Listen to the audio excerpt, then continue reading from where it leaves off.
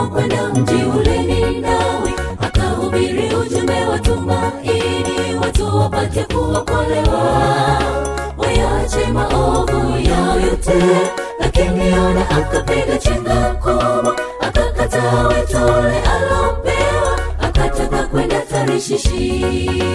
Ndipo Yona mtumishi wake Bwana alitumwa kwenda mji ule Ninawi, akahubiri ujumbe wa tumaini, watu wapate kuokolewa, wayache maovu yao yote. Lakini Yona akapiga chenga kubwa, akakataa wito ule alopewa, akataka kwenda Tarishishi. Tusikatae wito wake Bwana wetu Mwokozi, pale atuitapo tuingie shambani tukafanye kazi yake kwa bidii. Mavuno ni mengi, ila watenda kazi ni wachache. Amka mpendwa, tukafanye kazi, hakika tutavikwa taji. Tusikatae wito wake Bwana wetu Mwokozi, pale atuitapo tuingie shambani tukafanye kazi yake kwa bidii. Mavuno ni mengi, ila watenda kazi ni wachache. Amka mpendwa, tukafanye kazi, hakika tutavikwa taji.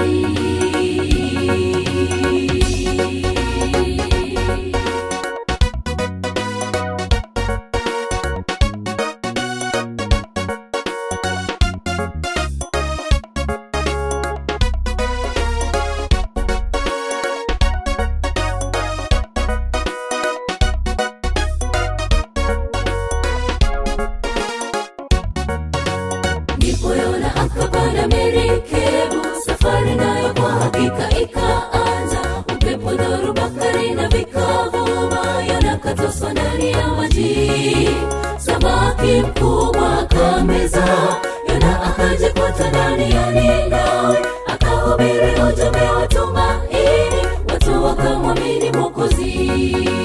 Ndipo Yona akapanda merikebu, safari nayo kwa hakika ikaanza. Upepo, dhoruba kali na vikavuma, Yona katoswa ndani ya maji.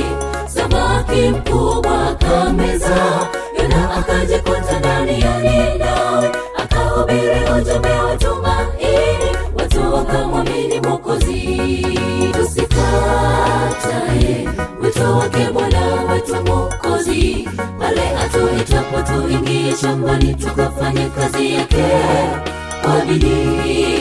Mavuno ni mengi, ila watenda kazi ni wachache. Amka mpendwa, tukafanye kazi, hakika tutavikwa taji. Tusikatae wito wake Bwana wetu Mwokozi, pale atuitapo tuingie shambani tukafanye kazi yake kwa bidii. Mavuno ni mengi, ila watenda kazi ni wachache. Amka mpendwa, tukafanye kazi, hakika tutavikwa taji. Tusikatae wito wake Bwana wetu Mwokozi, pale atuitapo tuingie shambani tukafanye kazi yake kwa bidii. Mavuno ni mengi, ila watenda kazi ni wachache. Amka mpendwa, tukafanye kazi, hakika